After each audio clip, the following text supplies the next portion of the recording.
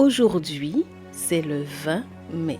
Notre méditation a pour titre « Il y a une vie après une rupture amoureuse ». Nous lisons dans Psaume 30 au verset 6. Le soir arrivent les pleurs et le matin, la jubilation. Ces paroles étaient bouleversantes. Je sentais qu'elle n'avait plus envie de vivre, que son monde s'était écroulé comme une tour de Jenga. Son histoire ressemblait à celle de beaucoup de filles qui finissent en larmes lorsque leur copain les quitte. « Nous étions sur le point de nous marier, m'a dit Sandra, et elle a continué. Maintenant, il a l'intention d'épouser sa petite amie actuelle et cela me fait très mal. » Elle n'avait pas besoin de me dire qu'elle souffrait. Cela se ressentait. Je voulais lui dire des mots qui guériraient sa blessure, mais je ne les trouvais pas. Je me suis alors souvenu de 2 histoires similaires et je les lui ai racontées.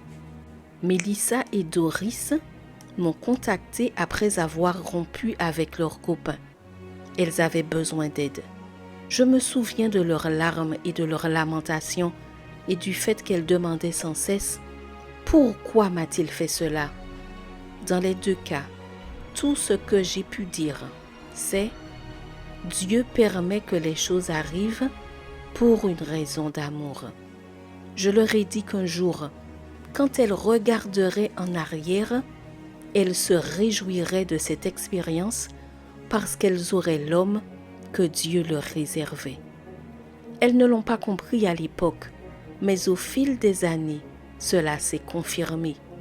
Toutes 2 sont aujourd'hui mariées et très heureuses. J'ai revu Sandra quelque temps plus tard. Elle était dans de meilleures dispositions et confiante dans le fait que les plans de Dieu pour nos vies n'échouent pas. Combien de fois voyons-nous des jeunes filles prendre de mauvaises décisions lorsqu'une relation amoureuse se termine et qu'elles ont l'impression que la vie est finie? Dieu nous a créés avec la capacité de surmonter l'épreuve et de nous réinventer après une rupture décevante. Pour cela, nous devons être au clair sur 3 points. Notre valeur, le pardon que nous devons accorder pour être libres et la certitude que ce qui se passe est quelque chose de naturel dans un monde pécheur. Bientôt, cela fera partie d'un passé qui nous aura aidés à être plus fortes et à grandir. La bonne nouvelle se trouve dans le texte biblique d'aujourd'hui.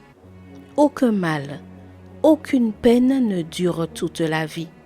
La douleur est réelle, mais demain est un autre jour.